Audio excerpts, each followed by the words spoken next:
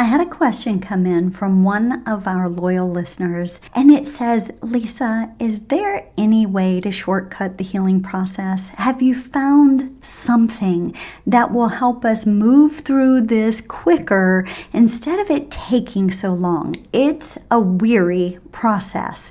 Well, on today's broadcast, I'm going to tell you 4 different ways we kind of feel like we can shortcut the process, and we actually hinder it by doing these. And I'm going to share this today on Beauty Beyond Betrayal. Hey beautiful, it's my birthday month and we are celebrating for the entire month of February. How, you ask? We are getting ready to launch a brand new membership program just for you. So I have a few questions for you. Are you ready to heal from the devastation of his affair once and for all? Are you ready to leave behind the intrusive thoughts, get control of the triggers once and for all? Learn how to set those healthy boundaries, rebuild trust in yourself and others, and finally rise up as that confident woman that God has created you to be. And at the end of the day, leave all of the pain behind once and for all. Well, beautiful, if that's you, this membership is exactly what you've been looking for. This is going to only open twice a year. So we are opening the doors, swinging them wide open March the 11th, and we won't open again for quite a while, probably the end of summer. So you have the chance to get in on the wait list right now. And you're asking, how much is this going to cost? It's $37 a month. Yes, you heard me right, beautiful. We are celebrating my birthday and we are celebrating it right. So what do you get in this program? Well, first off, you get access to a private Facebook community where you can build your sisterhood for those of you who are looking to connect with community and heal with other women who are like-minded, going through the same thing that you are. You're also going to be given a proven roadmap to recovery. You're going to have weekly video sessions that are pre-recorded so you can go through them at a self-pace. You're going to have a brand new workbook that I just finished designing just for you, downloadable PDFs, support and accountability. You're going to also have a weekly Q&A live with me. Yes, it's going to be a coffee chat with Lisa once a week where you get to submit your questions and have them answered live weekly. You're also going to get a couple of bonuses. You're going to have access to my Devastated to Determined mini course to get you started, and how to thrive through the holidays and not just survive after betrayal. You're going to get that workshop as well. All of this for $37 a month. So beautiful, don't wait. Go below in the show notes, click on my website. You can go to lisalimehouse.com, click the Work With Me tab and go to the group membership program, get on the wait list, or I made it really easy. Below in the show notes, you'll see a little link that says membership. Click on there and get on the wait list. You want to do that now because I have some freebies coming and you'll get early access to this. Now, we open the doors March the 11th, so you don't want to delay. Get on the wait list so you can find out all the goodies and we can start journeying together to your recovery and see you healed once and for all from the devastation of his betrayal. Can't wait to see you on the inside. Welcome back to the show, beautiful. You know, I have questions that get sent in often, and this one was one of the ones I really thought, I need to address this because healing from betrayal can be a long, arduous process. Would you not agree? I know one of the biggest things that we have a tendency to expect as we begin to recover from the betrayal trauma is that, maybe there is a shortcut to this. Maybe there's a quicker way we can bypass some of the steps, so to speak. But by definition, healing from betrayal trauma unfolds over time. It does take time. And this means that you as an individual need to heal.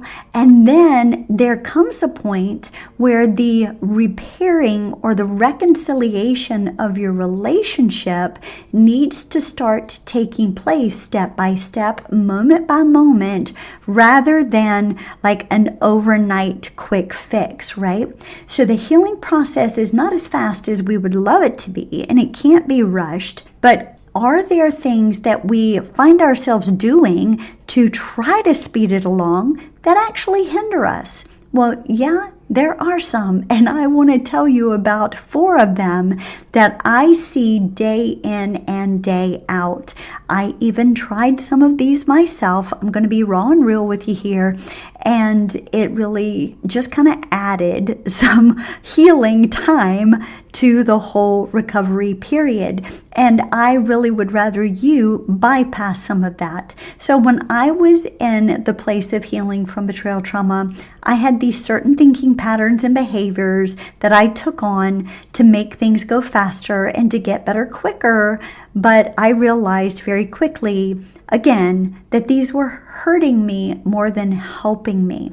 So one of the very first things that I tried to do as a shortcut was what I call, and some of you will laugh at this, what I call marking your territory.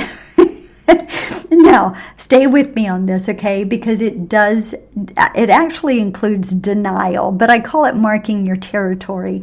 You know, when we are trying to fix the problem that we are faced with, the betrayal, we want to fix it as quickly as possible, and we want to regain that sense of safety in our relationship. And sometimes we look at it as, okay, if I just reconnect emotionally and sexually, then we'll kind of start to reconnect and things will get better quicker.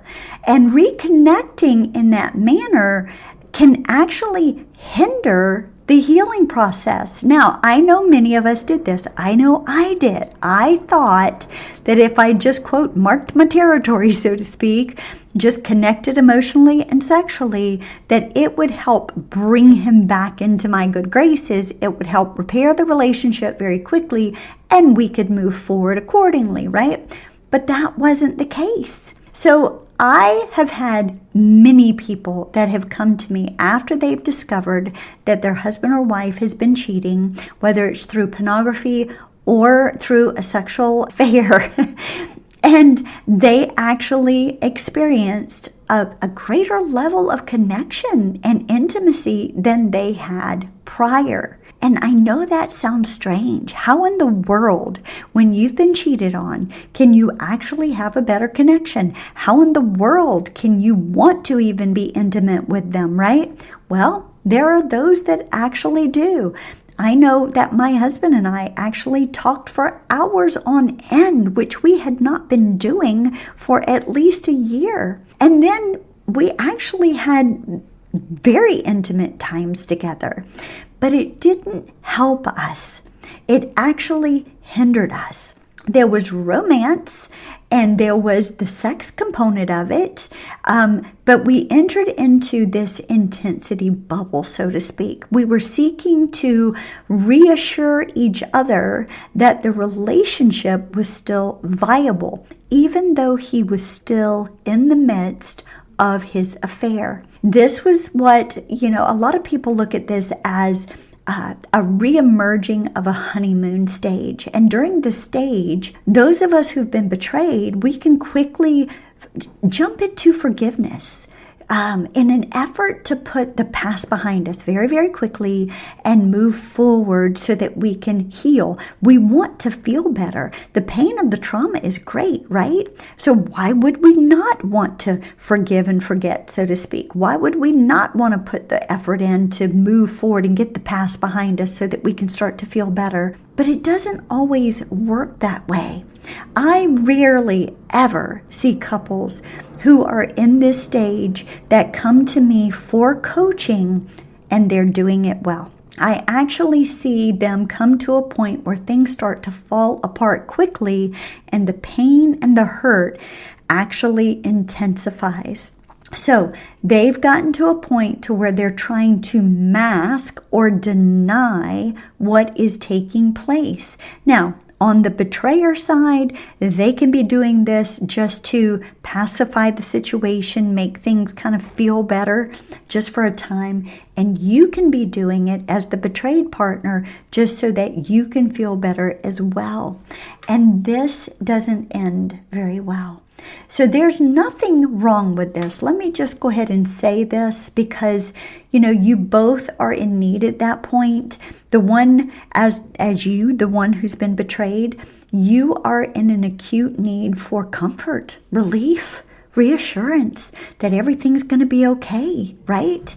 The one who's the cheater, they need to be reassured that, okay, I'm not going to have the rug pulled out underneath me completely. This has kind of derailed me. Now the lies and the deceit and everything's out in the open. But if I can just kind of pour some water on the fire, so to speak, to make things a little better right now, maybe things will move forward and we can fix things or band-aid things for a while until it can just be denied and we can move past it. But then reality eventually creeps into the picture. Again, there's nothing wrong with being intimate with one another and trying to reconnect emotionally. It's a normal response. It's a normal response when you've been betrayed to seek solace and to seek comfort from the one who's betrayed you. It's absolutely normal. Well, eventually, you need to understand this. Things are going to calm down. The intensity is going to wane. And the fears and doubts that, that have been covered up or distracted by this intensity between the two of you, they're going to resurface. The betrayal is still there. It doesn't go away. So you can't deny it by trying to just shove it under the rug and just have this fantasy honeymoon, so to speak, because questions are going to come back. Like, how did you do this to me? How do I know you're not going to do this to me again? How can I really ever trust you again? How do I actually know that you're not going to cheat on me again? How do I actually know that you are not going to go back to your addiction? These questions will arise at some point in time within your mind.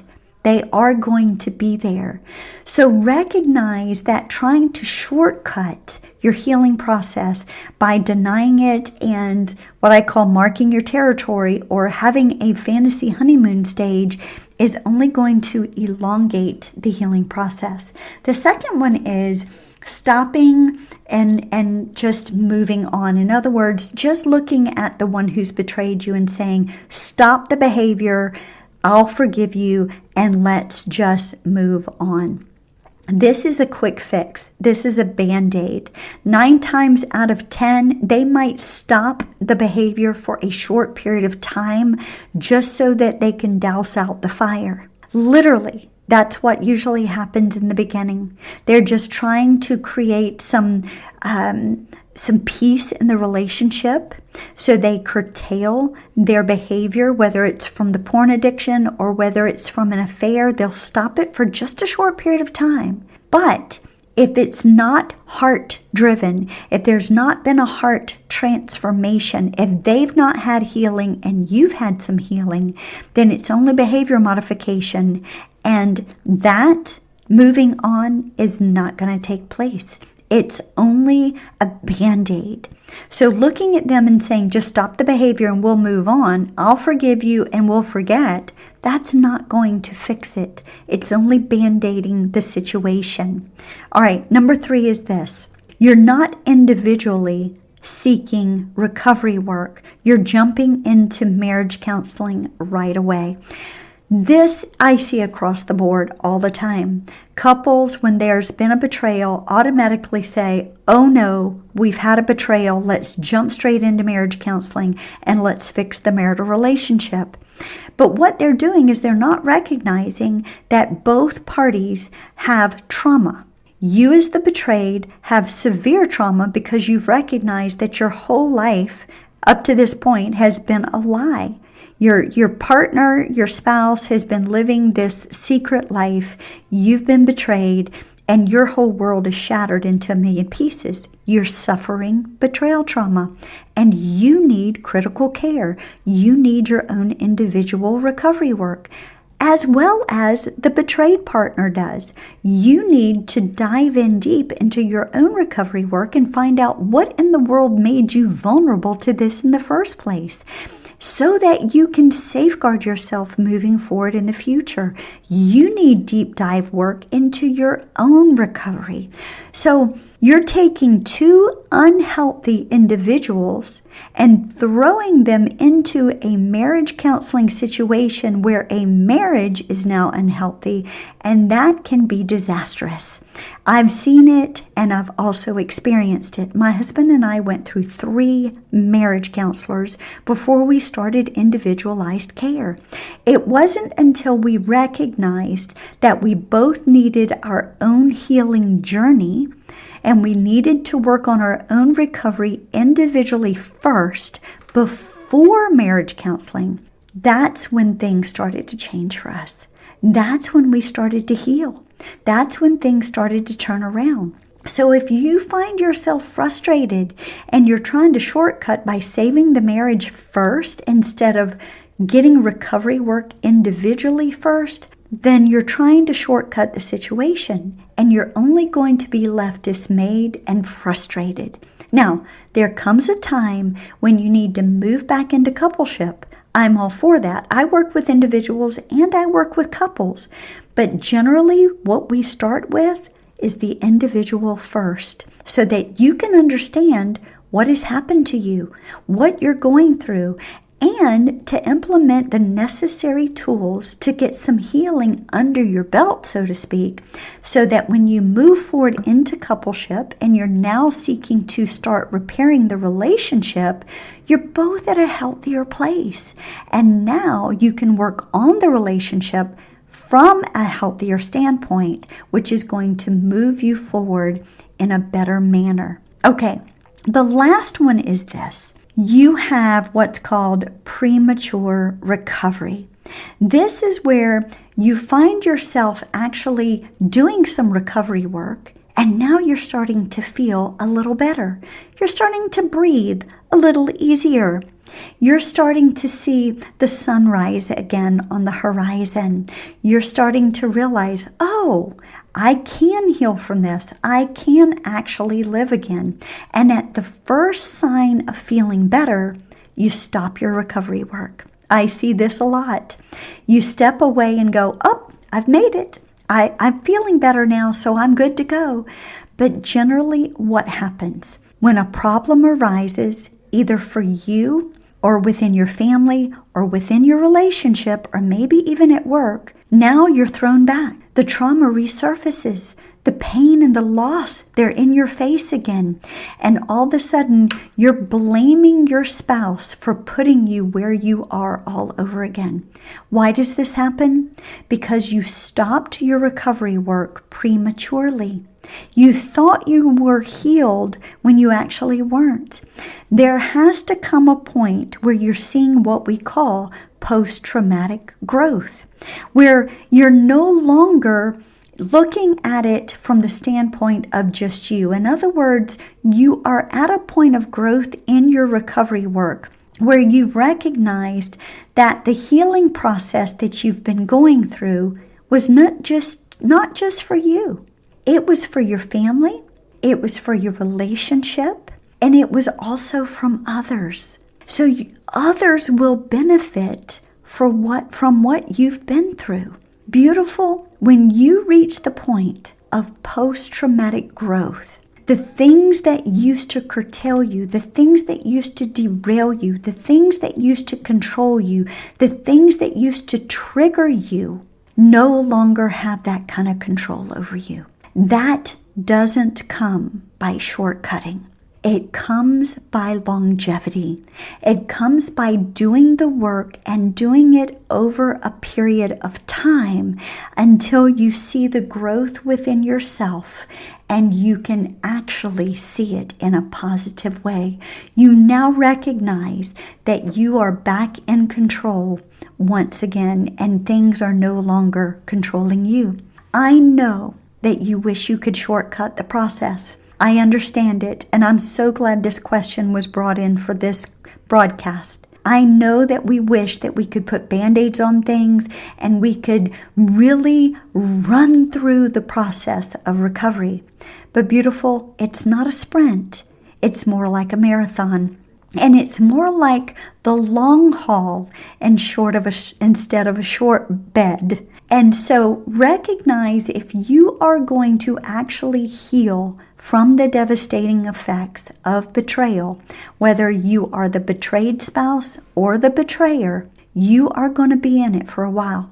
Statistics show that it can take from 2 to 5 years to do the massive healing. And I can say that that's pretty true across the board. We are going into our 5th year, my husband and I, and we are at that point of post-traumatic growth, and it feels magnificent. Now, we didn't get there overnight. Did we try to shortcut? Sure we did. And it really set us back.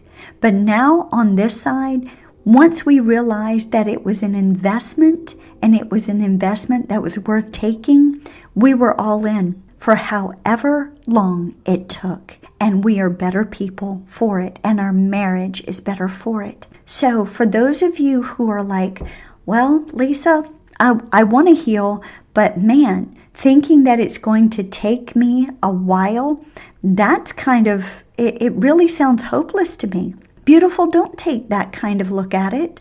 Look at it as an investment in your future. You're investing in your emotional health, your mental health, your physical health, and your marital health, your relational health. You are actually investing in yourself to become better than you've ever been before, and it is so worth it. I have clients, those who have been with me for 18 months plus, and they love who they have become, and they love who they are becoming in the process. Their relationships are better, they are better, and their family is better.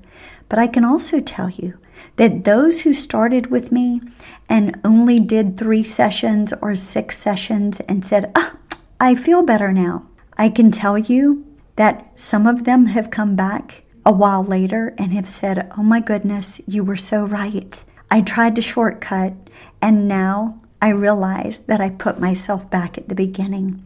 Help me to move forward. And then there are those that I never saw again, and unfortunately, their relationships didn't last. And I don't know the outcome, and I pray that it ends up good for them. But I do know this.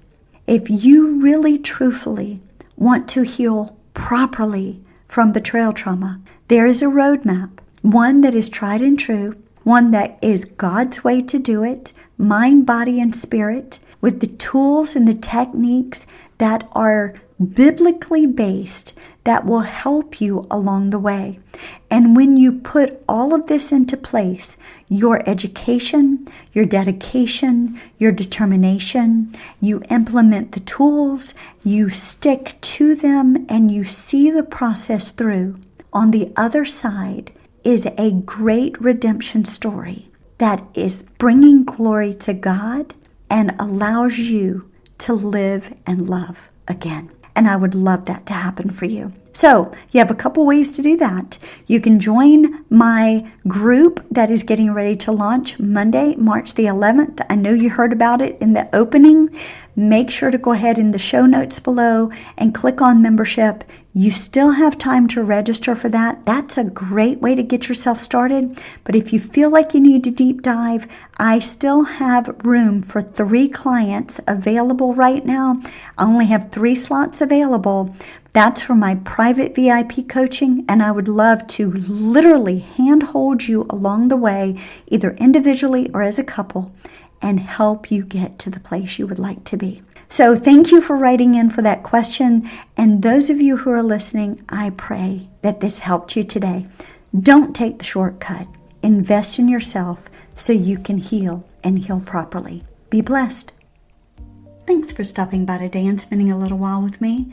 I hope you enjoyed today's show and found hope, healing, and encouragement. Please remember to subscribe to my podcast and leave a review. You can even screenshot this episode and share it on IG or Facebook stories. This is how we get the message of hope and healing out to all women who are in the midst of betrayal and loss. If you're ready to move out of the devastation of betrayal and take the next step in your healing, make sure to reach out to me and schedule your breakthrough coaching call today. Until next time, love God, live your life passionately, and always choose joy in the midst of any circumstance that you may face. Cheers to you, beautiful.